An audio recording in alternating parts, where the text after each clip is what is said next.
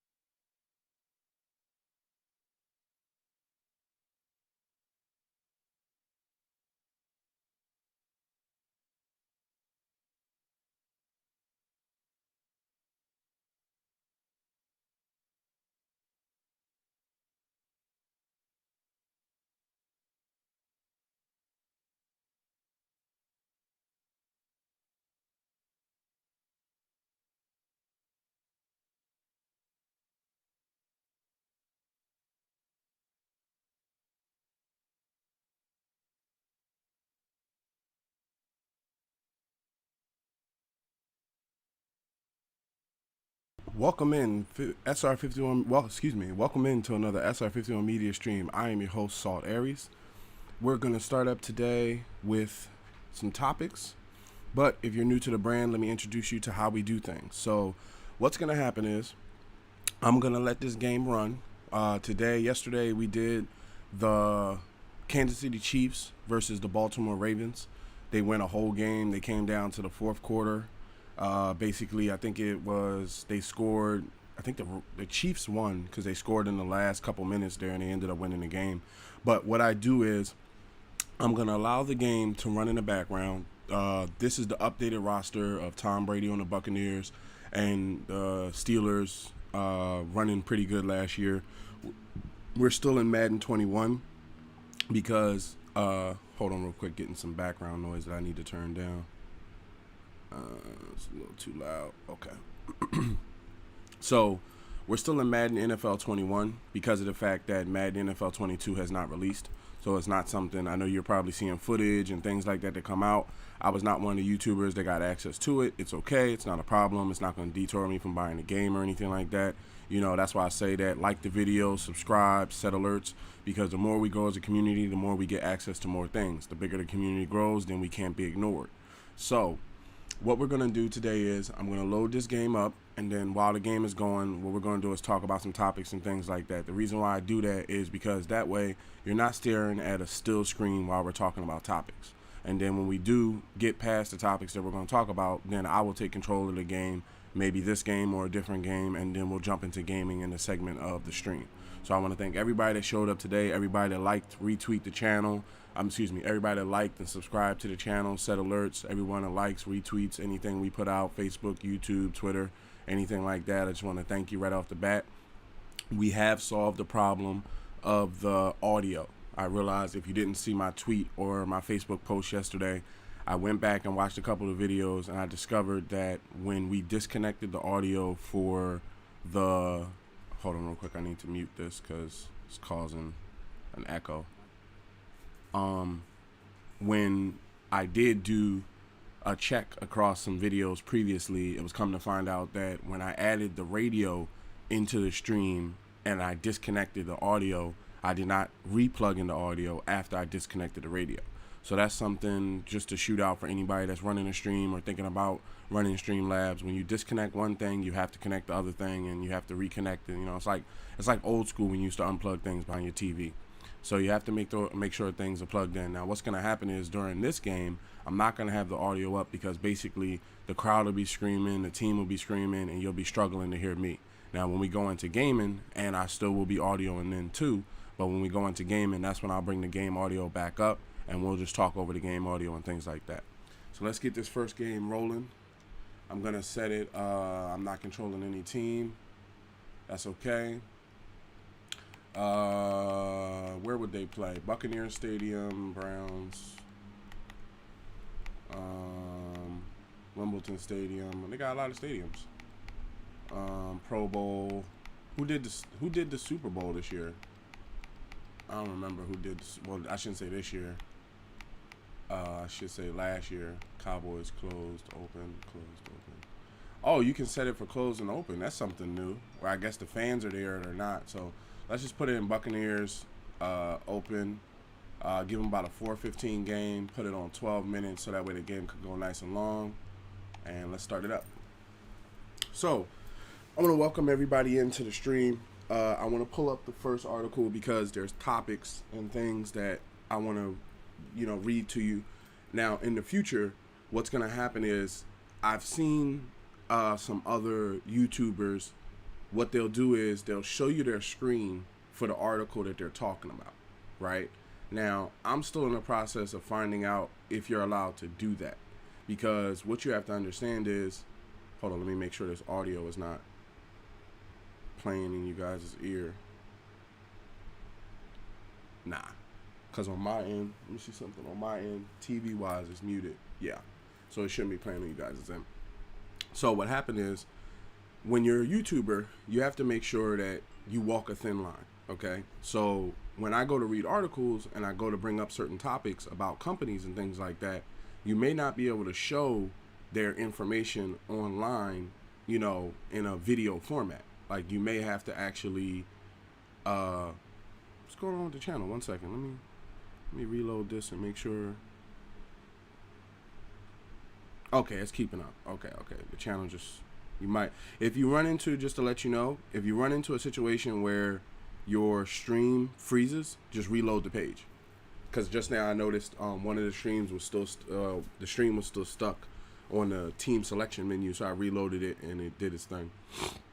So what I was saying was, when you pull up articles and things like that, I want to share my screen with you, but I don't know if I can yet. So once I get a yes or no from YouTube, that might be something I add in. But as it stands, I'm just going to be using my jack and reading certain information. So what I'm looking up is What I'm looking up is Marvel has some information out. So okay. So Marvel recently released what is known as the New Warriors. Now, the New Warriors is a division of the New Warriors are a division like an Avengers division inside of Marvel, right? So what's provocative about it is the characters that they actually chose to release, right?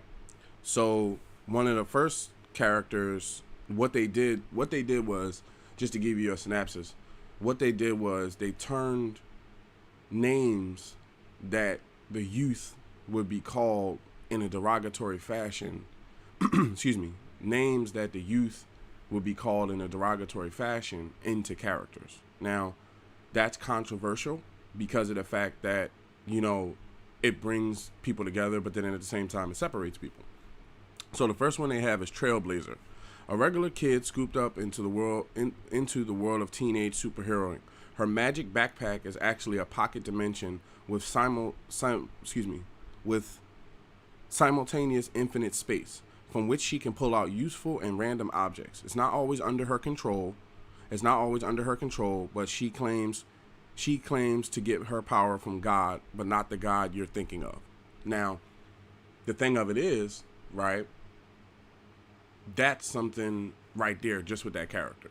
Now, the build of the character is different because it needs to be different, because a lot of times when you look at, to be honest, a lot of times when you look at superheroes and characters and things like that, they're built like they live in the gym. You see what I'm saying?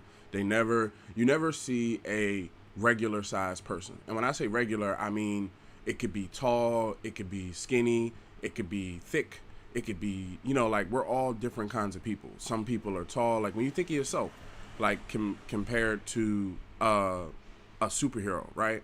It's like you look at Superman, the epitome of muscle. You see what I'm saying? Never ever had a day off, right? Characters that get created, they're shredded. They have zero body fat. They're essentially not human in a way. So one of the things I noticed right out the bat with this character was that, okay, she's plus size, she's shorter, and she carries a backpack. Now, to me, my opinion, because I'm going to give my opinion on each character because YouTubers all the way around the internet have been giving their opinion on this Marvel release. My opinion on that character is good job, okay? I feel as though that what you did was you created something that's different that can, include people that are plus size. I'm a big dude, by most medical standards, they might say I'm overweight, but it is what it is. I'm a big dude, come from a big family, So when you look at characters, a lot of times you don't see that in characters. So I think it's good that they have actually, built a female character that looks like, say, a regular female in real life, right?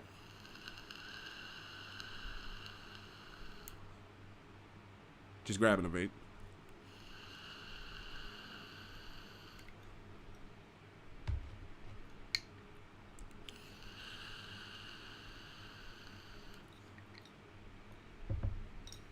The next one up is screen time. Now that's screen time, like screen on your phone, and time, as in time and place. A meme-obsessed super teen whose brain became connected to the internet after being exposed to his grandfather's experimental internet gas. Now he can see augmented reality and real-time maps and can instantly Google any fact. Does that make him effectively a genius? He sure acts like it does. Now, screen time is the type of thing that does get talked about our generation. Now, before we start going into my generation, your generation, this generation, that generation, I'm just going to start with my generation and down, right? Now, the internet is something that came out, I would say, around the time I was like a teenager or so, like very young teenager, like early teenager. I think like maybe like 10, 11 or something.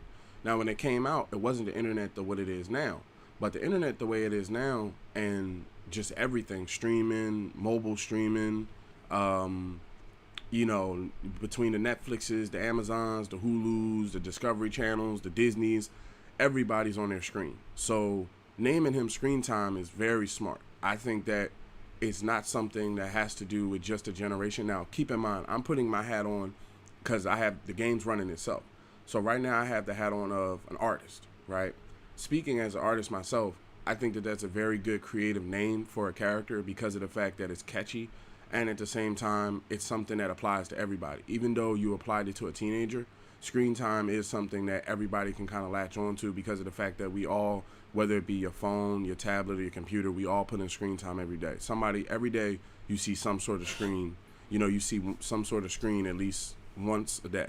So that's a pretty good character. Controversial, because you're basically saying teenagers are all about screen time, but it is what it is.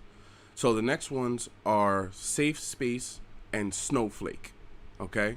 So from what I know, that is Safe Space and Snowflake. This is where I think um, you went to a line and you jumped across it in a sense. Now, from what I know, I'm not. I've read it a couple of times, but I haven't like read it recently. But from what I know, snowflake is kind of like a derogatory term that's put on younger adults, saying that they're soft and things like that. Like basically they don't go through real problems, nothing's hard in the world, and they're snowflakes, right? So to put that on a girl character that I'm looking at is medium build, blue hair, blue uniform, pretty young. I think that's kind of making that character wear it as a badge. Kind of making that character wear the snowflake name as a badge of honor instead of wearing it as a derogatory term. Now I'm unsure. I'm gonna look and see what the powers are in a minute. But just saying with the name, I think you went to the line and you went across it. So it's understandable why you did it. But that's something that I wouldn't want to be referred to as a snowflake, because at the same time, you think about it, if somebody referred to me as a snowflake and then I referred to you as some derogatory name for your generation, then we're basically not doing anything but throwing slurs at each other, like we're basically bashing each other and things like that. So for me as an artist, I wouldn't have went down that route because of the fact that I feel it's a little too controversial. As much as like I plan on being controversial in our stories and stuff, there's certain things and certain avenues that I feel best are just left untouched. You see what I'm saying? Now with Safe Space, what is I feel a little controversial about him is the fact that he's a little bit taller than her. He has pink hair, a pink uniform, and his name is Safe Space. Now to me, it's not saying that, like I said, you can do whatever you want to do in this world. As a Christian, I may not agree with it and things like that, but from a worldly standpoint, you do whatever the hell you want to do. I ain't God and I ain't the judge. So that's how I run things. Me and Rosarius run things. But from this character, I would, from the rip, I would be like, whoa, is he gay or is he flamboyant? Or, I would ask questions, because you don't typically see a guy with pink hair and a pink uniform that, himself isn't, some form of flamboyant or possibly gay, which is understandable. Not saying you can't wear pink, because hell, I wore pink a couple of weeks ago when I went on vacation, and I plan on wearing pink to this party I'm going to with my wife. So it is what it is, but it is a little bit controversial. So what it says is, let this car pass. What it says is, as psychic twins, Snowflake, a cryonetic, can materialize snowflake-shaped shrunken projectiles for throwing. Now that's great, because she's taking the snowflake name and she can throw like snowflake darts or snowflake swords at you and stuff like that. So that's pretty cool. Safe Space can materialize pink force fields, but he cannot inhabit them himself. The reflex only works if he's protecting others. They are hyper aware of modern culture and optics, and they see their superheroics as a post-ironic meditation on using violence to combat bullying. Okay. Now, okay. So those two characters to me are twins, right? But I would be curious to see where they take them as a normal standard character. You see what I'm saying? Because what's going on now is, if you don't know, not pausing this, but it's in the same world, Batman in the comics, from what I read, the little bit I read, Batman in the comics, if you didn't know, Nightwing is Robin, the original small Robin. He grew up and he became Nightwing. He patrols I think it's like a different part of the city, or he went to a different city, and he's Nightwing now. He doesn't roll with Batman anymore. So from what I know, Batman had a child with, who did he have a child with? Batman had a child with a woman. It wasn't Catwoman or nothing like that. It was like I think it was a woman from the League of Shadows, and she had a child with him. I think his name is Drake. And in the comics, he just turned, I want to say 17, maybe 17, 18 or so. And they decided to make him a bisexual character. Now, at the same time, that's more than okay, because, there's gay and bisexual people in the world. But at the same time, it's a controversial topic because of the fact that most people have never seen Robin in that light. So now there's a pushback towards DC for doing that. And what you have to understand a lot of times is the comic book world is a staging ground for what's going to happen in the regular world. Like a lot of times what you see come out in the movies, like Marvel Avengers and Endgame played out in the comics before it came to the movies. You see what I'm saying? And also at the same time, a lot of times they will try things out in comics before they try them out in TV, right?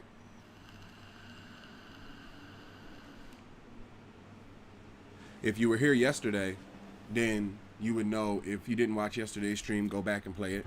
One of the things we talked about was basically how a character can be one way, right, to appease an audience, but shut out a completely different audience. Now, most people that have been reading Batman and Robin since before I was born would say Robin ain't gay. You see what I'm saying? And they don't appreciate you making Robin gay. Now, my opinion on this, to be honest, I think they should have created an additional character to join Batman, and, make that character a prominent gay character from the beginning and forge the path down that route. Now, what they've done is they've basically made Robin, and I think the Red Batgirl is now, and Poison Ivy and a couple other people are either lesbian, bisexual, or, things like that, right? Now, as an artist, you have to make choices on what you represent because you speak for that character. You see what I'm saying? If you add in a safe space character that is pink haired and he is pink uniformed and things like that, I would go to wonder, are you going that route? Or are you making him flamboyant just for the fact of being flamboyant? So, like I said, it's a controversial character, but I understand, and, it's understandable why you went down that route. The next character is B Negative. So, a teen living vampire exposed to Michael Morbius's blood as a child in a rogue, but living saving medical procedure. He still ages like a regular kid, but has all the abilities of Morpheus. He also obsessed with all the music and attitude of a classic long past decades like 90s and the 2000s. The world is a vampire and so am I, right? So what they've done is, let me see if there's another character coming up. What they've done is, and I'm going to read this before we, well, actually, I can hold on one second.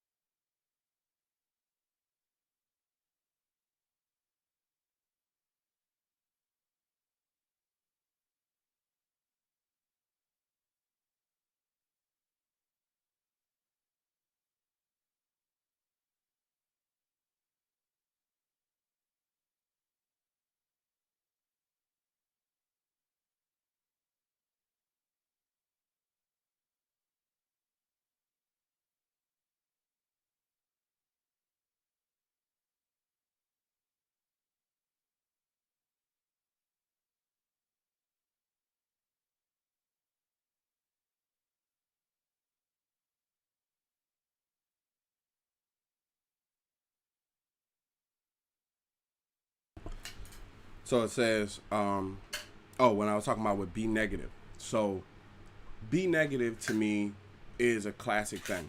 I have toyed around recently with the idea of vampires and werewolves. Now, I'm not going to give too much of the sauce, right?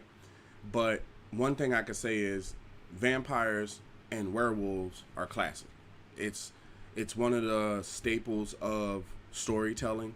I know a lot of people, when you hear vampires and comic books, you would think about Blade as the probably king of, heroes that are vampires. But that world, to be honest, has not really been explored like that a lot. Like, there's not a lot of heroes that are vampires. So that is a curious world to go into, and it has a built-in audience. A lot of times, just to tell you some of the things that, like, I'm even going through now, when you go to create a character and say, okay, well, this character has super speed and super strength and super hearing and super vision, it's like, well, why do they have those character abilities? You see what I'm saying? Like, why does this character have all of these abilities? How did they get these abilities? You know, how do they grow over time? What can other people get them? Does the villains have them? It's a lot that gets added into the creation process of a character, more than just a flashy suit and X-ray vision and stuff like that, and that's not a jab at Superman, because I think he's one of the best characters out there, but to say at the same time, to be honest, it's one of those things where not everybody can be all powerful. You have to create something that's relatable, and I think with B Negative, that's pretty cool. His name is a blood type.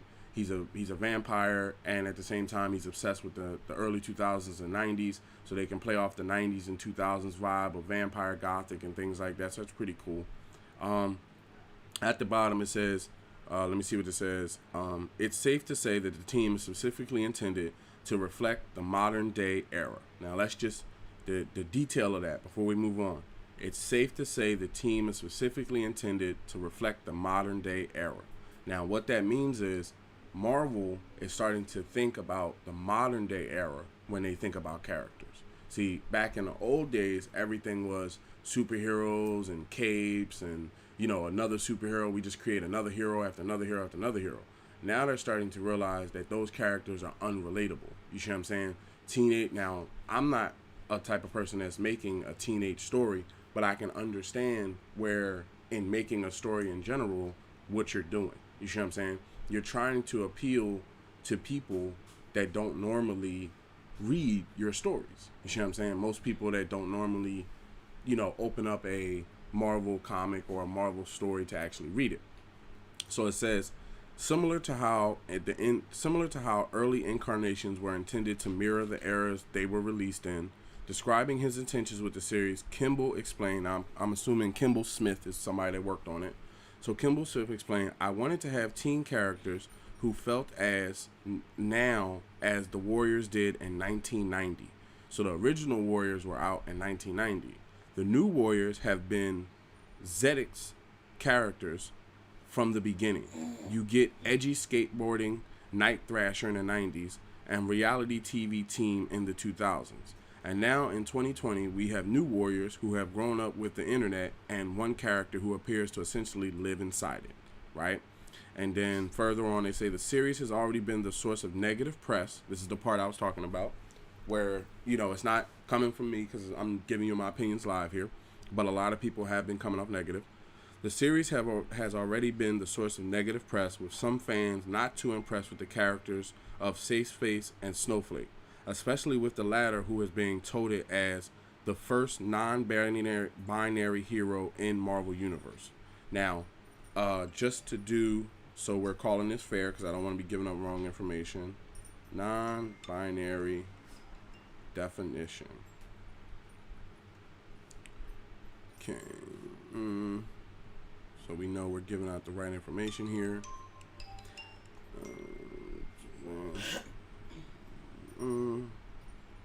The idea there are only two genders is something called a gender binary. Because binary means having two parts, therefore non-binary is one term people use to describe genders that fall into one or two of these characters, male or female.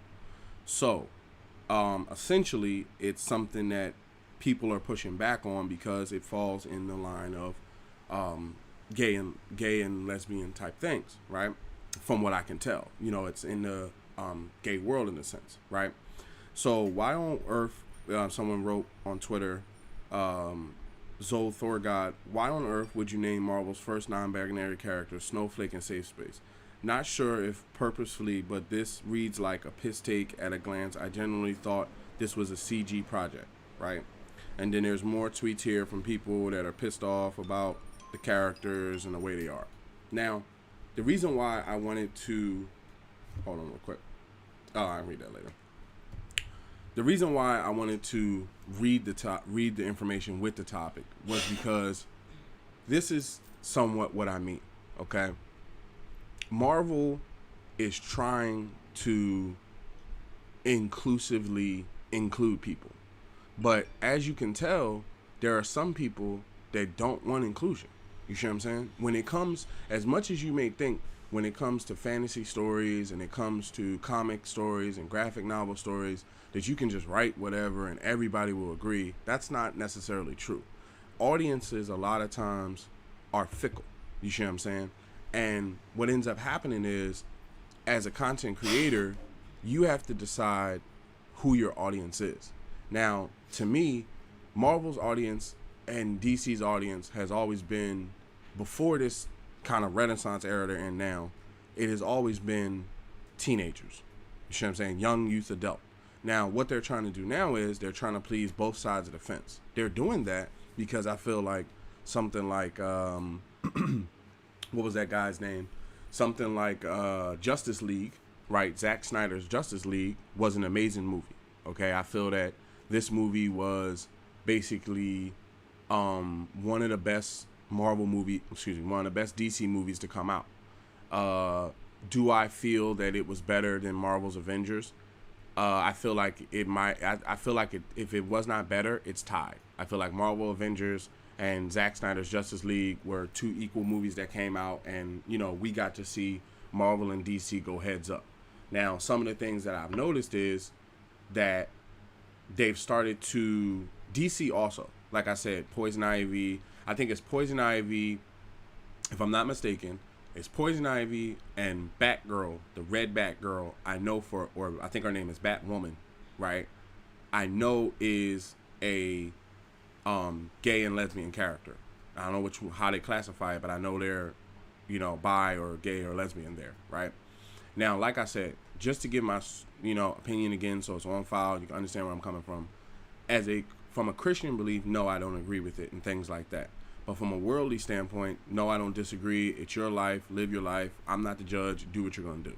Now, from an artist standpoint, right, it's difficult to say that you're going to create a story about anything that's based in the modern day era that does not have at least one, gay, lesbian, bi, or whatever character from that section that you choose that's in the story.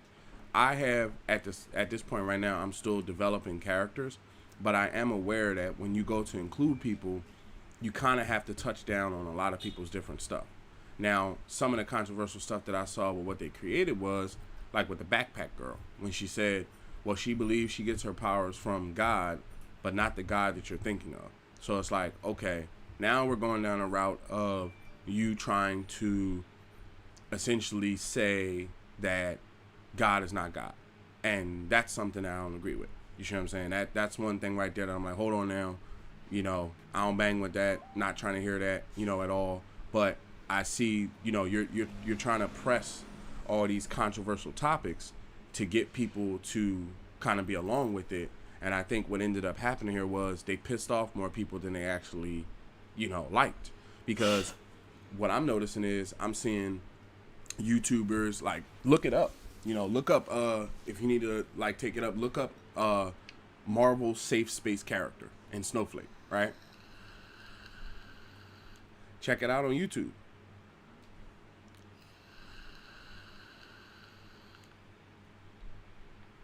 A lot of people are upset because they've been wanting new characters, They've been wanting new characters to come out from Marvel and be created and stuff like that. But these aren't the characters that I think they would, want to get into and things like that, right?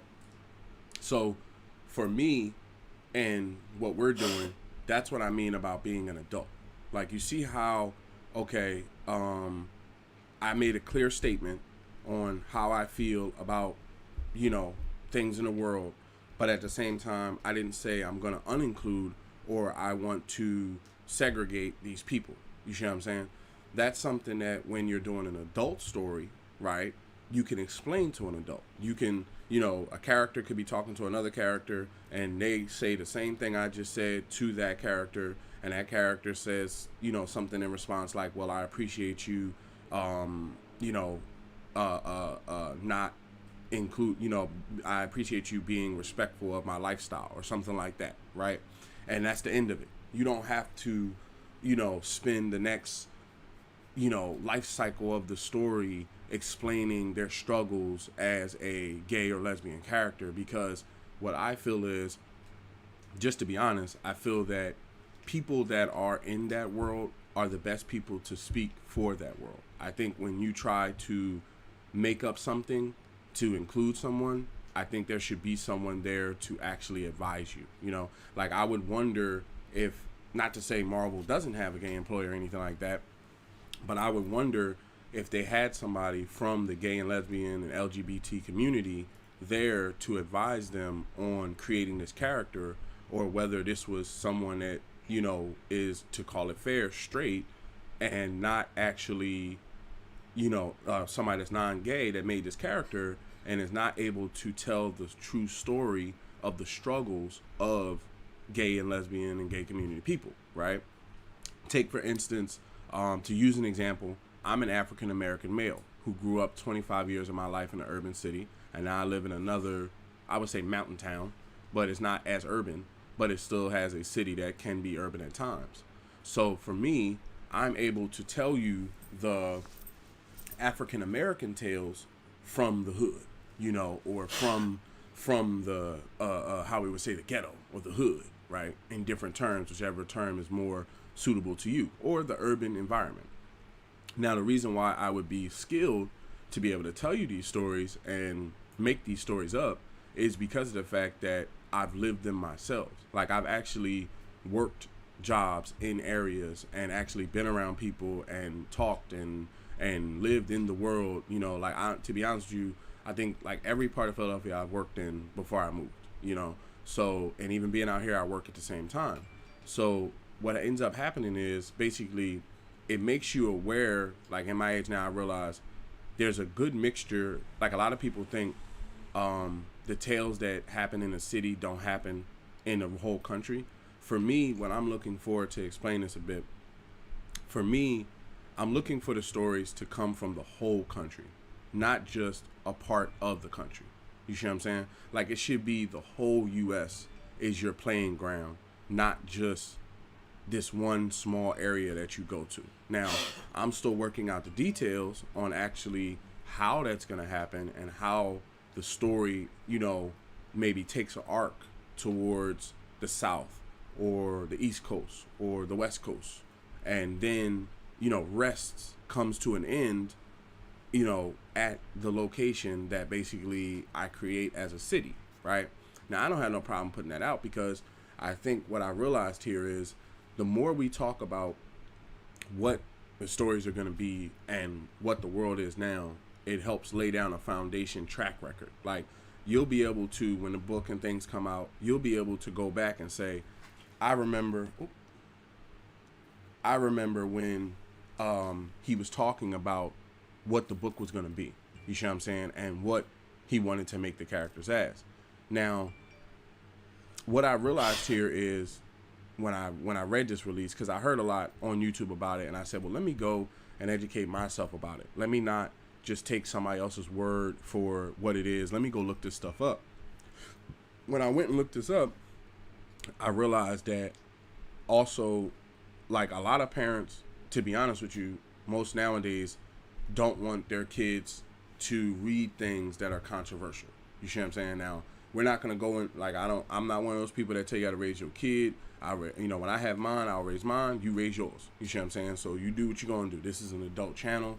When I load this thing up, I always press not made for kids. So nobody in here should be below the age of 18. You see what I'm saying? If you are, leave. Period. Right? No disrespect.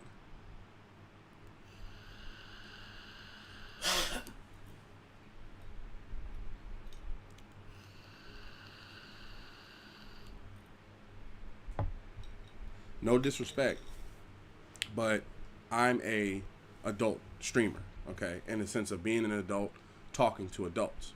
Now, I'm gonna look up this other one, right? DC making.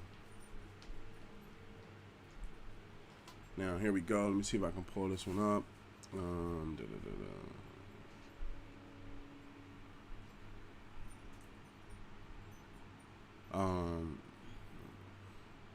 Hold on, because it's a different character. It's on the DC side. It's a different article.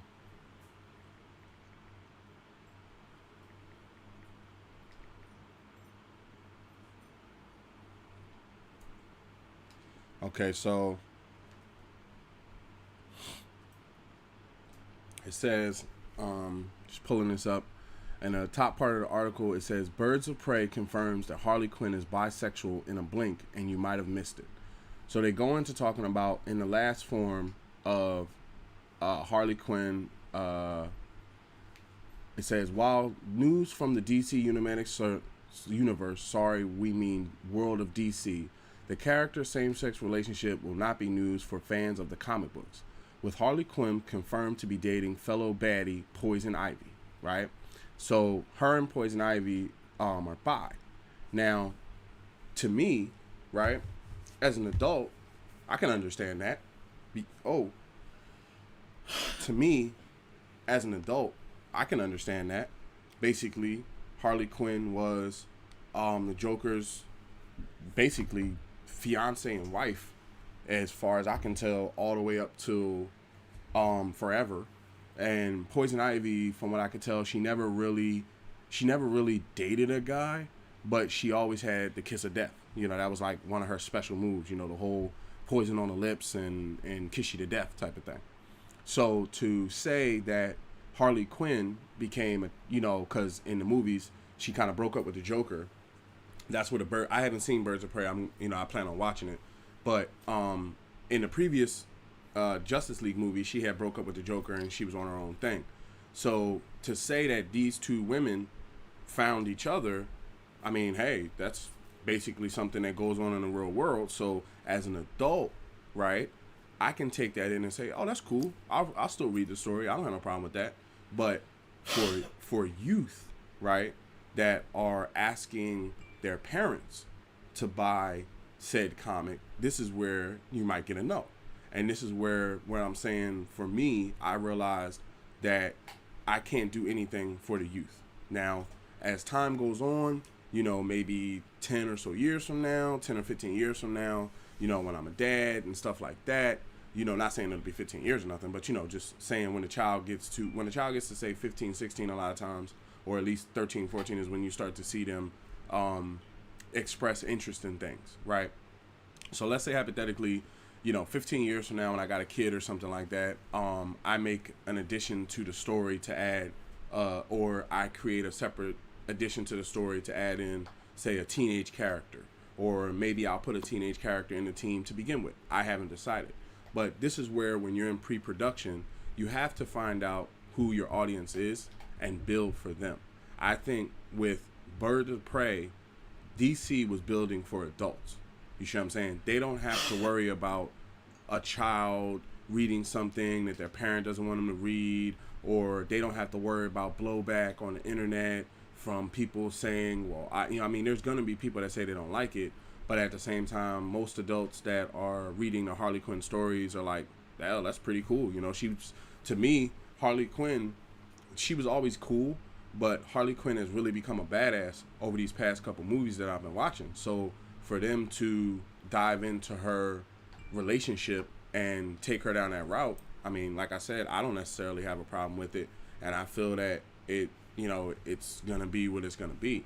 Now, wearing an artist hat and giving my opinion, I feel that if you're gonna be inclusive, you have to include at least some form, how it's gay, lesbian, LGBT. At least one of these categories here has to probably be included on the team, because it doesn't make you feel, for me, I feel one character can say they're rooted in the belief of God, and another character is rooted in the belief of let's say a creator, right? And at the same time, you're not contradicting each other, because you're not saying one out trumps the other. Because my character would be saying lines that I would say on a stream, and you'll be able to kind of click back. You'll be like, man, I remember Saul Aries saying that a year ago, or I remember him tweeting this a year ago. And it's like, yes, the character is a representation of me, and Rosaries is a representation of me. All other characters will be basically characters that were created for the world, right? Now, the thing of it is, when you do that, you have what's called a diverse cast. See, what I'm going for is diversity. Let me get a vape. 1 second.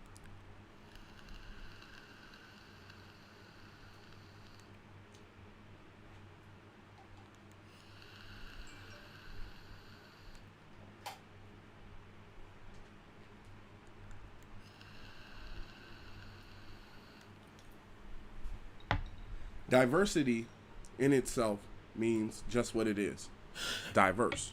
Okay? It means that you have essentially included as many people as you felt necessary in the beginning. Because what you have to understand is the story, that's why I was saying that I feel it's best to take the Batman, Superman, Star Trek route of things. You see what I'm saying? Because when you make a story that grows year after year after year after year, it evolves. You see what I'm saying? Some of the things that I've heard people say is, which I don't agree with, and I'll tell you right now, as a content creator, I don't agree with. I've heard people say, "Oh, just make your first book. It's not going to be successful anyway." To me, I feel that just making random books, right? Like making one-offs, like, okay, you made a book about urban, then you made a book about rural, then you made a book about space. To me, I feel that you're not giving a life to the characters. You're not giving a life to the story itself. How many stories have we seen that we've begged for it to be more seasons of a TV show or more sequels to the movie, and they're like, no. Not because of the fact that they don't want to, but typically because the creator wrote the story to end. So for me, what I'm looking to do is have an open world where the diverse cast interacts with said world and the world evolves. Okay? So the bird of prey thing I can understand, and I think if I had to say either way, Marvel's way of introducing that to teens, I think DC's route was better, introducing it to adults, because then it can filter down to children. You see what I'm saying? Because the comic books are read by children as well, so it's kind of the same thing. But Harley Quinn is kind of more out front in adult movies. Like the Suicide Squad that just came out. If you didn't see... 1 second.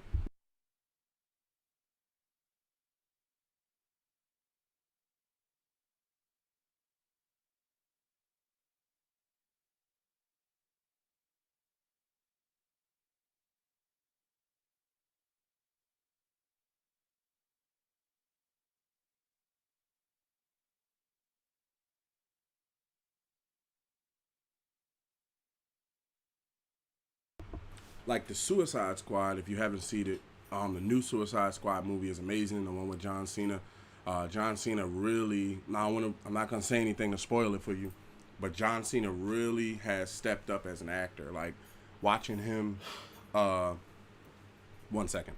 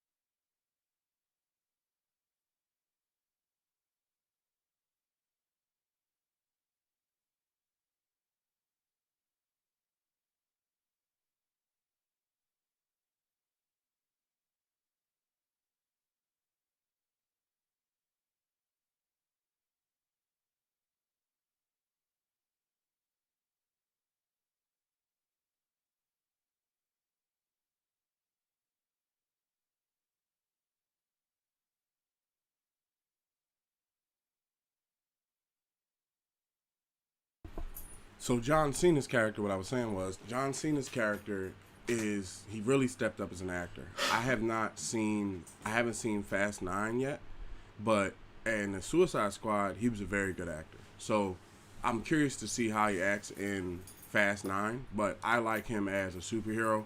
I think that what he's doing is he's doing kind of what The Rock was doing, right? Where he's acting in movies and then eventually he gets handed a superhero. Like, if you don't know, The Rock he's going to play Black Adam, which is the villain to Shazam. So from what I know, he's a very dark, angry character. So it's going to take the Shazam movies they'll probably still be comedy a little bit, but there'll be a dark side to it when he comes around. Now, I don't know if he's getting his own movie first and then they're going to bring him into Shazam, but I know that The Rock is playing Black Adam for DC. Now, John Cena just played, I forget the name of his character, but he just played the character in a DC Suicide Squad. And I'm not going to ruin the movie for you. But what I think would be good is to get him a character. Like, to be honest, and I'm going to say this and it might sound wild, I wouldn't be opposed to John Cena being a Green Lantern, because I feel that, just speaking on it, Ryan Reynolds really ruined that character. Like, not saying he ruined it in his sense of as an actor, but I feel the way it was written was very wrong. Like, Green Lantern was written as like a comedy, as like this slapstick kind of comedy. And it's like, when you look at hero movies, it's not like that. Like, I mean, you could laugh and joke every now and again. Like, Venom is, he busts comedy, but at the same time it's dark comedy. So I feel that, they don't want to bring Green Lantern to the forefront now, but when they do, prime example, they can make a black Green Lantern, right? Now, as much as you, before you jump in the comment section to kind of, roast me, right? Understand that there are several Green Lanterns in the Green Lantern universe. And one of the Green Lanterns is African American.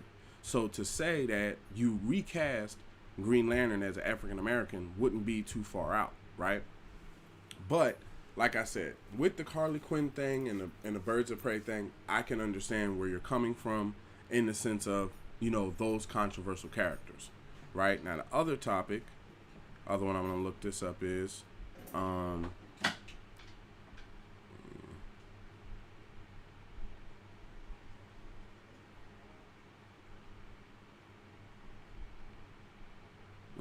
let's see if it comes up.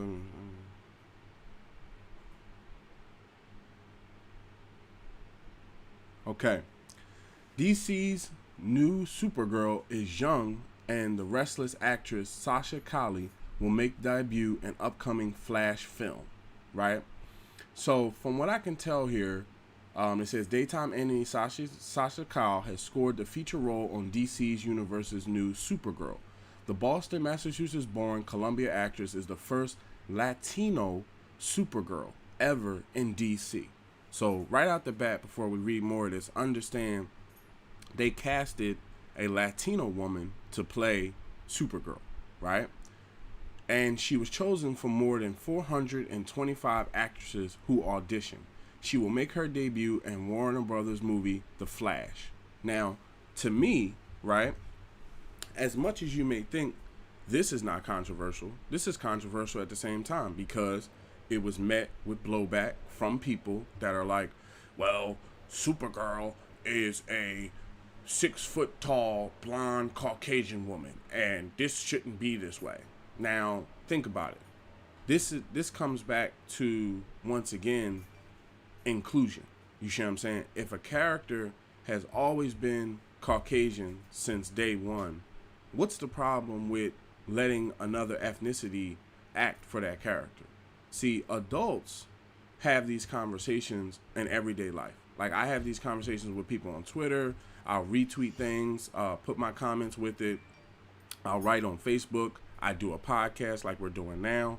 So when all of these topics come up, I'll say, okay, the next podcast, we're going to talk about that. Or, damn, that was a nice throw and catch. Wow. The next podcast, we're going to talk about it, right? So what I would say is, first of all, ethnicity is very big, okay? And the factor of ethnicity, to me, is something that needs to be at the forefront of any good story. I think that, for me, I'm an America first person, meaning as an American, I think about America first, and trying to do things to how I believe America first is.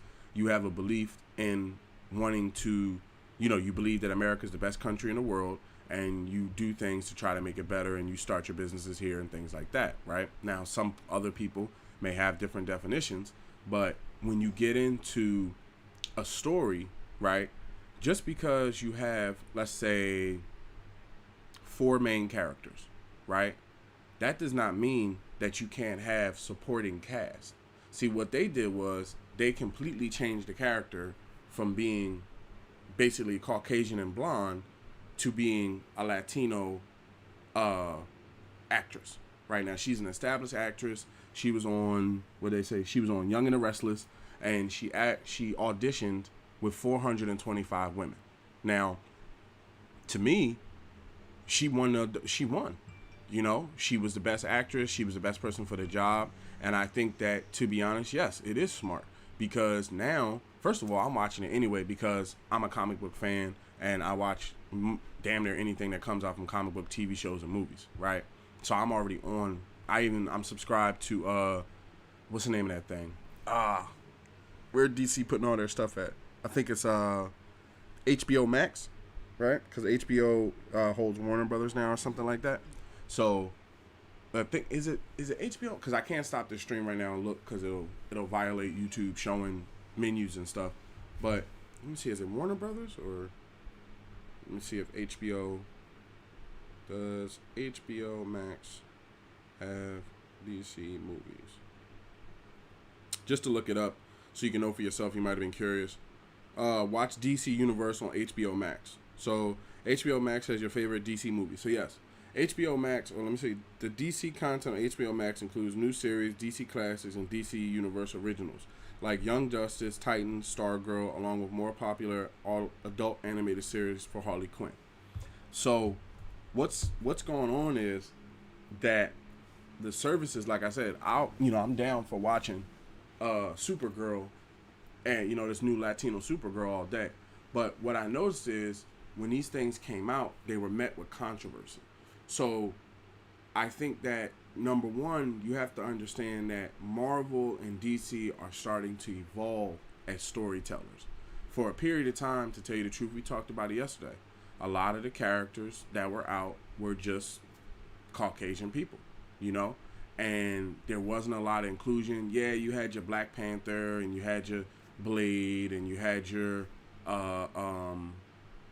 Cyborg, right? And you had your Steel.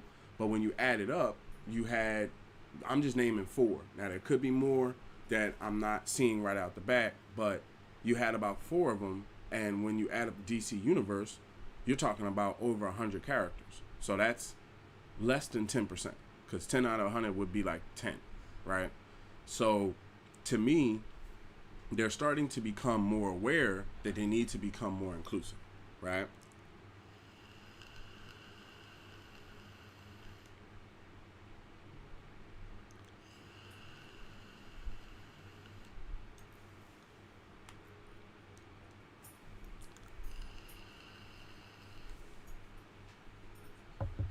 Now, the thing about it is,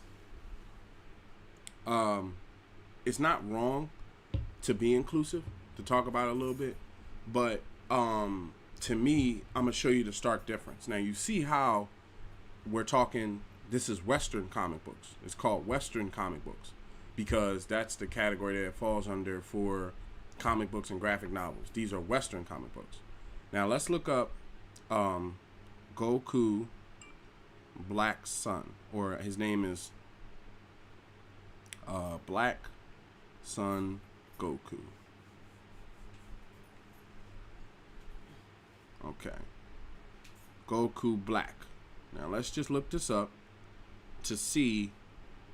Okay, now what I can see is from these characters, stills, pictures, Goku Black is not actually African American.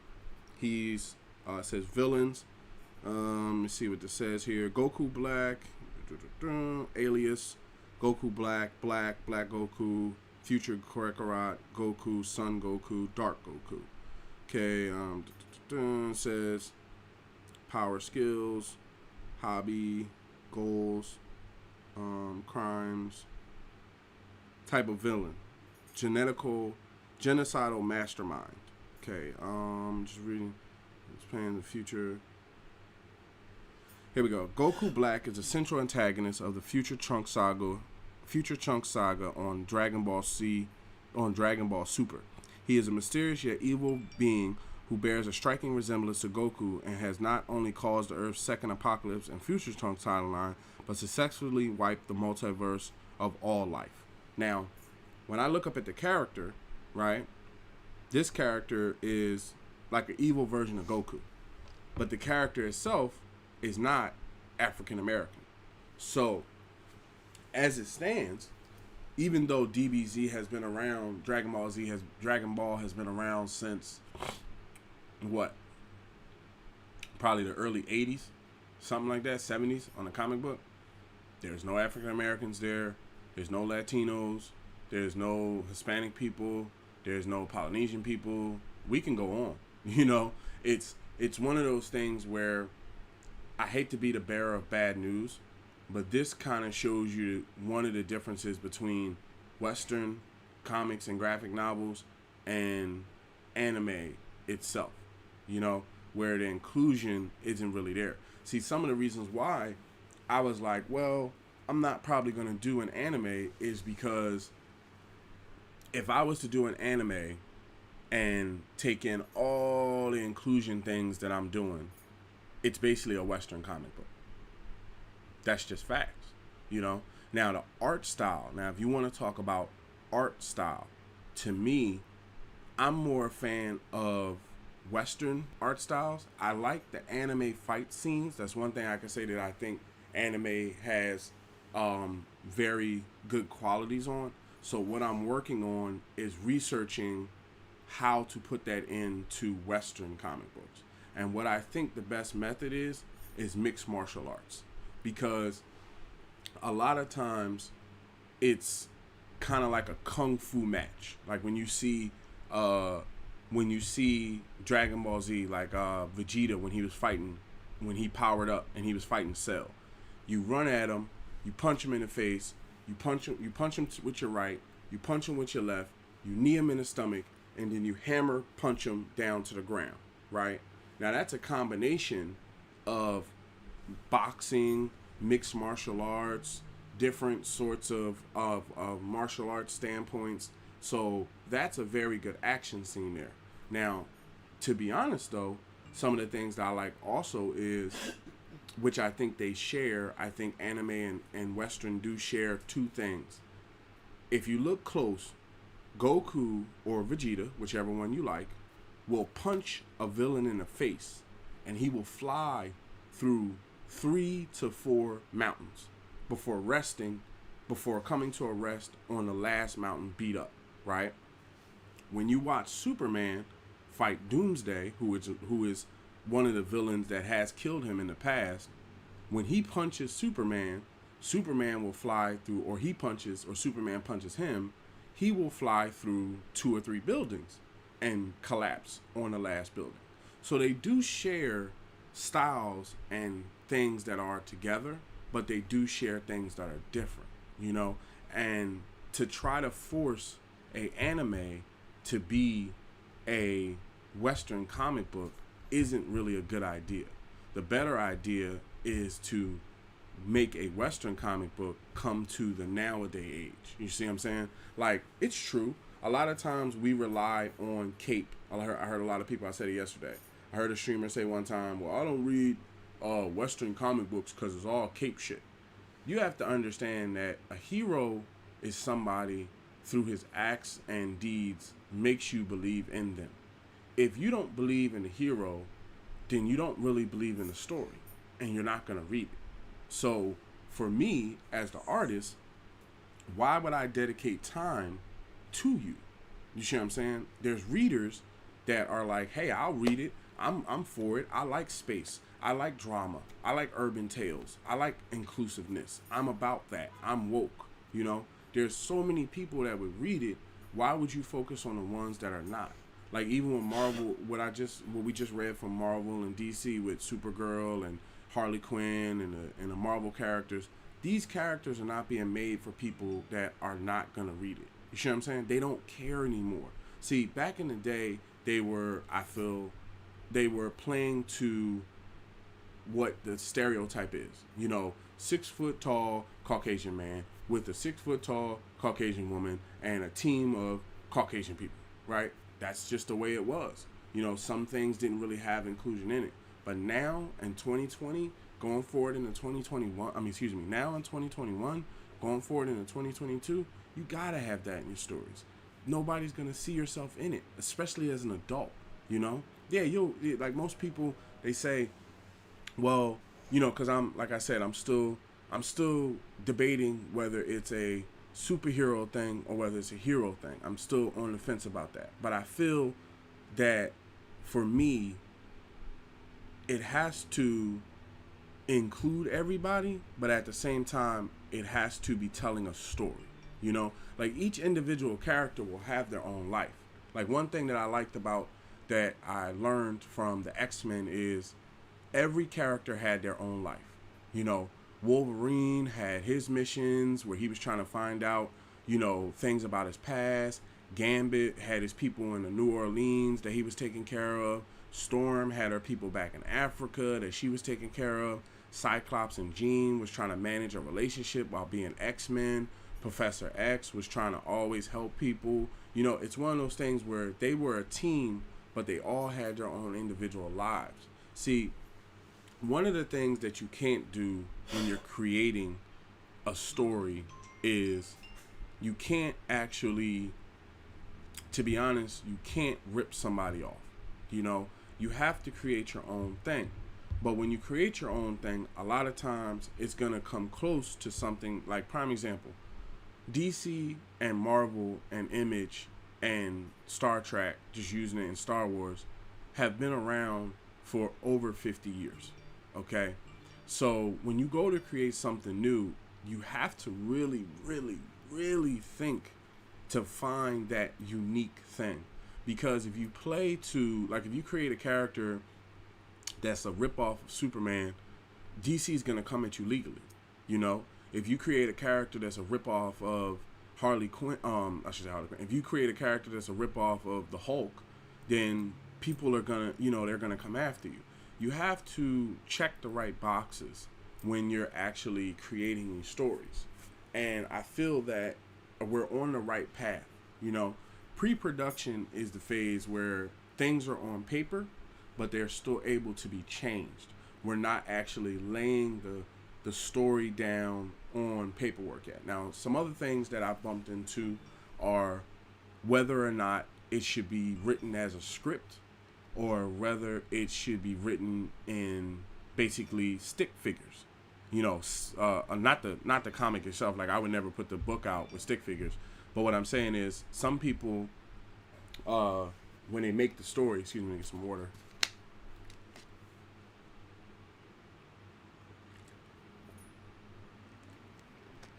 Some people, when they make the stories, what they do is they will say, when they're writing the script, they will write the script. Excuse me, I'm plugging in my computer here, so that way it doesn't crash out on us, shut down the stream. Okay, we're plugged back in. So some people, when they're writing stories, will write the story out in a script, just like you would write a movie script for, a movie. Now, to me, to be honest, I haven't really liked this method. I kind of think I'm gonna go the route of stills, like basically,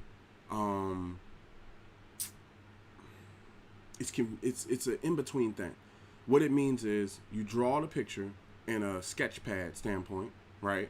You attach the words of kind of what you want them to say, and then you move on to the next picture. And then you continue doing that until you have all the pictures that you would want to put in the story. And then you come back and you just keep editing them over and over and over again until you have them exactly the way you want to have them. To me, I'm a visual person, okay? And I think that the best option is probably a visual script, because of the fact that A lot of people, which is understandable, a lot of people write their scripts in script standpoint, so that way, if they ever get a Hollywood call, they can, be writers on the show. How I look at it is, let's say hypothetically, the SR51 Media the SR51 Media graphic novel comes out, and a year or two after it's out, you guys love it so much that Netflix approaches us, Salt Aries and Rose Aries. They approach us and say, we want to make it into a animated show.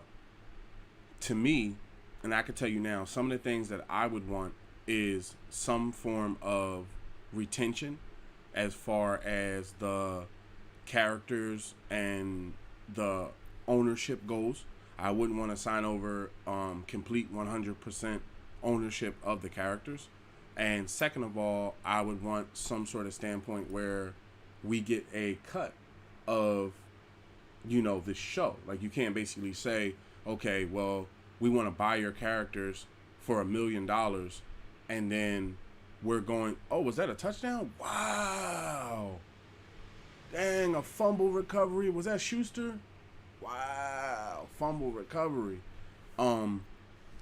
Tip drill.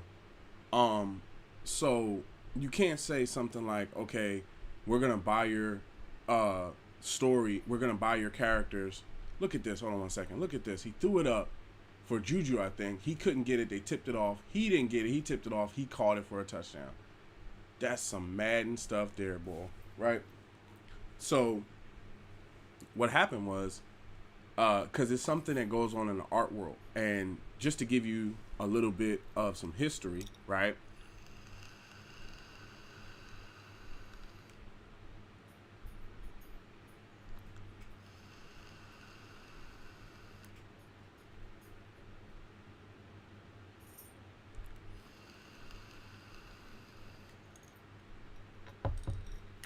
If you didn't know, in the early days, early Motown days of music, African American people got taken advantage of, because what would happen is an African American would be a great musician, right? I'm not going to name a specific one because I don't want to call one that's not correct, and I know that there's a lot and it's easy to look up, but I'm just going to use it as a reference, right? What would happen is an African American artist would become successful on their own, just making music and things like that. And then a record label would step up and say, we want to sign you to a record deal. They would pay them little amounts of money, like say $100,000, right, or more. And then what happens is they retain the rights for royalties, for payouts. Royalties mainly is the royalties was the main thing. So what happens is the artist ends up getting, say, $100,000, but the record label gets paid forever, because every time that music is played or every time that music makes money, they make money. So to me, I would never put myself into a situation where, and this goes to anybody that would listen, that could be listening, Netflix, Amazon, all of you, right? I'm not one of those people that would put, and neither is Rose Aries, we're not people that would put ourselves in a position to create a good story to then hand it over to somebody and, not be able to make it. Because what you got to understand is, when you hand over the rights to the story, that can slow down the book. And you wouldn't have got the show without the book. You see what I'm saying? I feel a lot of shows, a lot of books, like take, for instance, The Walking Dead, right? Great TV show, had its time, 10 years. But to tell you the truth, after like the third season, it got a little boring. And, they had the scene, I don't want to ruin it for you just in case you watch it. They had the kind of horrific scene there in the end with the guy Ned. But the whole, zombie thing and them basically moving to a new area and all this other stuff, it just became a little boring to me, right? Now, to somebody that is into zombies, right? Somebody that's into zombie stories, this is probably one of their favorite stories, and I understand that, right? But from a artist standpoint, right, if I'm not mistaken, these guys, when they signed their deal, they kept part ownership of the characters, and they received royalties on said characters. For me, I know that it's easy now to be saying this, and then when you're sitting, say in a boardroom, Salt Aries and Rose Aries sitting in a boardroom, and somebody's like, "Well, we'll give you $1 million for these characters." To me, if you're offering me $1 million, that means the characters are worth $1 million.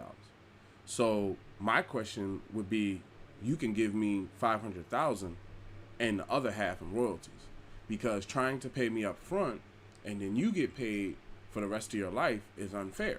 If this is supposed to be an equal partnership, because that's what it really is. I'm creating the story. Rose Aries and Salt Aries are creating the story. We're trying to make said adventures be something that the world would want to hear and want to read and things like that. If we do get to a successful level where we are noticed from that standpoint, why would I hand it over to you? I mean, yeah, you could have a payout that's very large, but I'm probably at that time, if you're offering me $1 million, I'm probably already making 100,000 on my own, right? They wouldn't offer you. Typically they offer you what the story is equivalent, and also a lot of times what they're trying to capitalize on is they're trying to capitalize on the readers. Basically, if you look close at a lot of shows that we're watching, The Walking Dead, Skull and Bone, Blood of Zeus, who else here? Because I'm gonna give you a couple of them. I know I've watched a couple. The Expanse, Game of Thrones, right? These shows were based off of books and graphic novels and comic books before they actually became TV shows. There were people that when Game of Thrones was on was telling me that in the books, if you didn't watch Game of Thrones, I'm not gonna ruin it for you, but in the books they were saying that Jon Snow's mom came back as a red witch, and that ties into how they're going to end the TV show. 1 second.